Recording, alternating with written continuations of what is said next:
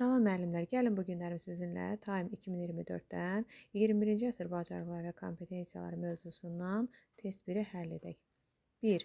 Savadlıq kompetensiyası dedikdə şagirdlərdən şifahi və yazılı şəkildə təqdim olunmuş informasiyaları anlamaqla yanaşı interpretasiya etmək də tələb olunur.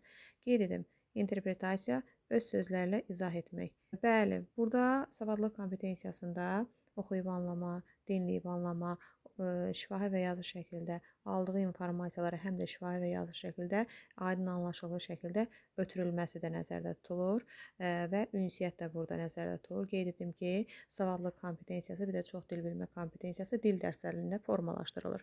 Bu cümlə doğrudur, müsbət yazırıq.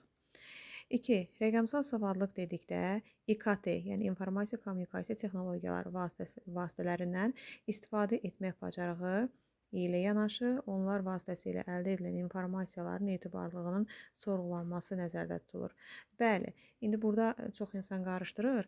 Deyir ki, şagirdlərə biz səriştələr formalaşdırırıq ki, o təfəkkürlə bağlı, fəaliyyətlə bağlı və dəyərlər var idi ki, orada fəaliyyətlə bağlı da 5 dənə səriştə var ki, ünsiyyət, əməkdaşlıq, rəqəmsal savadlıq, informasiya savadlığı, bir də maliyyə savadlığı. Biz axı orada informasiya savadlığı ilə rəqəmsal savadlığı ayrı-ayrı keçirik. Bu kompetensiyadır, qeyd edim. Kompetensiyanı səriştələrlə qarışdırmayaq. Kompetensiya daha geniş anlayışdır. Kompetensiyaya daxildir bilik, bacarıq, bacarığın digər adı da səriştə gedir.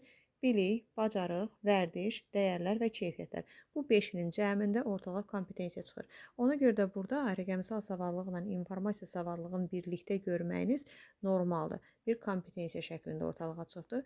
Bu cümlədə doğrudur, müsbət qoyuruq. 3-də yazır.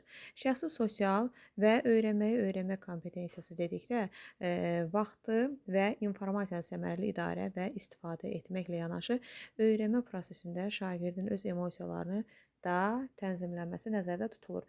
Bəli, kompetensiyalar mövzusunu zaten oxusanız, şəxsi və sosial öyrənmə ilə bu kitab cümləsi olaraq ora salınıbdır.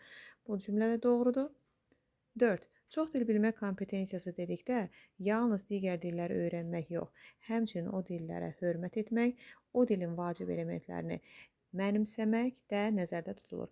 Qeyd edim, savadlıq kompetensiyasında hər bir kəs öz dilinin söz lüğətindən, söz lüğəti zəngin olmalıdır. Amma çox dil bilmə kompetensiyasında isə kifayət qədər söz ehtiyatına malik olmaq tələb olunur və buradakı cümlələr də ona əlavə olaraq düzdür. Bu cümlə doğru olduğuna görə indi biz baxırıq, testimizin cavabı nədir? Bizdən nə istəyir? Uyğunluğu istəyir. Uyğunluğu istədiyinə görə doğrunun altındakı doğruları götürəcəyik. Yox, bizdən uyğunsuzluğu istəsəydi, yanlışın altındakı doğruları götürəcəkdik. Ona görə də hazırda bizim testimizin cavabı A variantı